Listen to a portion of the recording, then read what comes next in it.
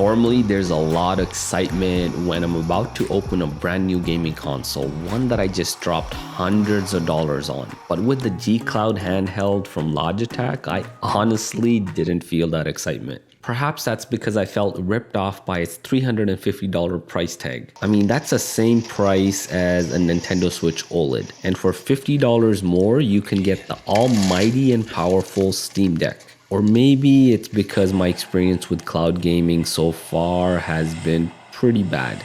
I mean, the tech behind cloud gaming is great, it might be the future, but it's got a long way to go before it can even come close to the experience you get with a traditional gaming console. There's also the fact that everything G Cloud can do, I can pretty much do on my 5-year-old phone with a simple $50 accessory. I mean, yeah, I'm not gonna look as good doing it, but it does the job.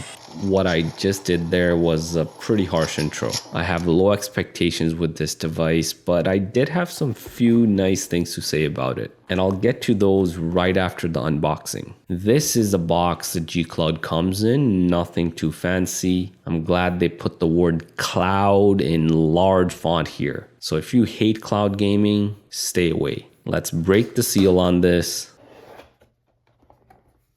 Here's a console, more on that in a bit. Accessories in this box, you get a USB cable, a user manual, and a power adapter for charging.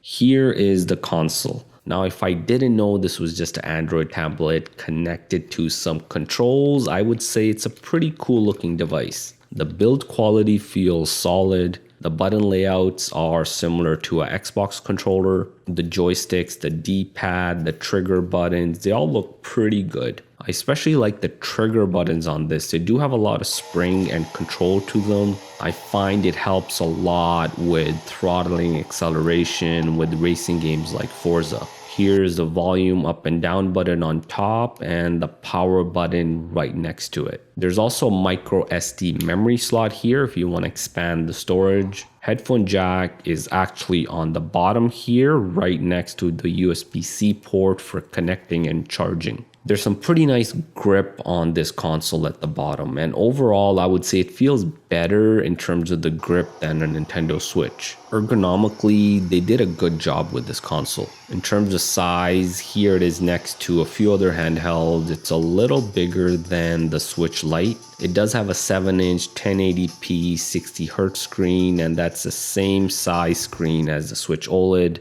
Overall, it's the closest in terms of size and even kind of looks similar to the Switch OLED. The G Cloud, of course, is thicker because of the nice grips under the controls, and as I said, the grips feels really good, better than the Nintendo Switch. The Steam Deck also has a 7-inch screen, but the Steam Deck is of course a lot bulkier than the G Cloud console. I did fully charge my console before setup, and the setup is pretty much like setting up an Android tablet. Until of course you get to this screen where you get to pick your preferred mode. I of course chose handheld mode. Yes, I'm a gamer. All the apps you're gonna need are pre-installed. There's Xbox Cloud Gaming, really the best one here. You also have other cloud and streaming apps like GeForce Now and Steam Link.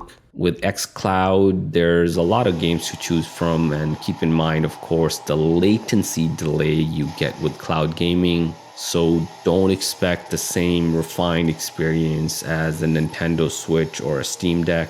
I did want to test this with non-cloud gaming, so I installed Call of Duty Mobile from the Play Store, and that game runs pretty well, almost on max settings. The big problem though, I just couldn't get the controller to work with this game. So it's not really plug and play here. In terms of battery life, you can get about 12 to 15 hours with this device. That's of course a lot more than the 5 or 6 you're gonna get with the Nintendo Switch OLED, and significantly more than the 2 to 3 hours you're gonna get with the Steam Deck. And that's pretty much my review of the G Cloud console from Logitech. Should you get one? The simple answer is no.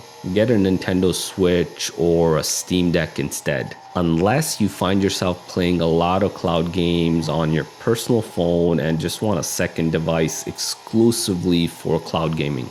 For $350, you can get this. For the rest of the video, check out some more gameplay so you get to see this console in action.